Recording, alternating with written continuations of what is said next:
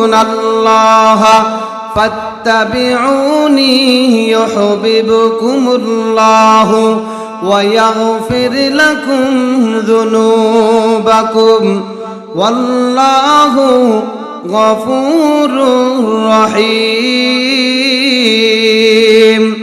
আল্লাহ রাব্বুল আলামিন বলেন, হে নবী, আপনি মানুষের মধ্যে এলান করে দিন, আপনি মানুষকে জানিয়ে দেন। দুনিয়ার মুসলমান আল্লাহ নবীকে আল্লাহ রাব্বুল আলামিন বলছেন, আপনি মানুষকে জানিয়ে দেন, আমার বান্দা বান্দি যদি আমাকে ভালোবাসতে চায়, আমার ভালোবাসা পেতে চায়, তাহলে যেন আপনি নবী মুহাম্মদের অনুসরণ করে। আল্লাহ রাব্বুল আলামিন বলেন, আমার বান্দারা যদি আপনি নবী মুহাম্মদের অনুসরণ করে, আমি আল্লাহ রাব্বুল আলামিন আমার পক্ষ থেকে বান্দাদেরকে 2টা পুরস্কার দিব।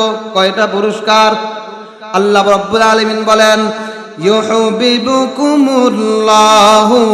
ওয়া ইয়াগফির লাকুম যুনুবাকুম।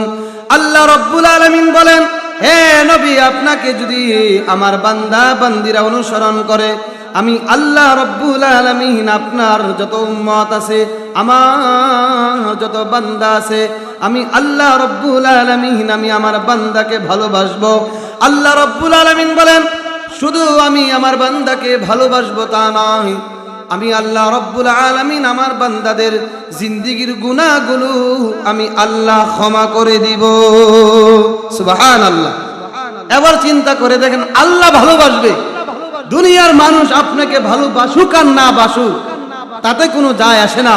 আমার আল্লাহ যদি আমাকে ভালোবাসে, আমার জিন্দেগীর গুনাহগুলো মাফ করে দেয়, এর চাইতে পুরস্কার পৃথিবীর মধ্যে আর কিছু হতে পারে না। ঠিক কিনা বলেন?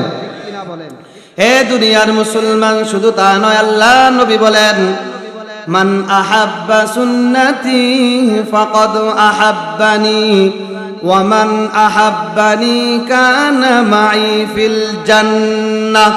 আল্লাহ নবী বলেন, আমার কোন উম্মত যদি মান আহাব্বা সুন্নতি, আমার সুন্নতকে ভালোবাসলো, মুহাব্বত করলো, সে যেন আমাকে ভালোবাসলো। আর আল্লাহ নবী বলেন, যে আমার সুন্নতকে আঁকড়িয়ে ধরলো, সে যেন আমাকে ভালোবাসলো। আল্লাহ নবী বলেন, যে আমাকে ভালোবাসলো, আমার সাথে আল্লাহ তৈরি জান্নাতে থাকবে। সুবহানাল্লাহ। আমরা আল্লাহ নবীর সাথে জান্নাতে থাকতে চাই কিনা বলেন? একটু জোরে বলেন।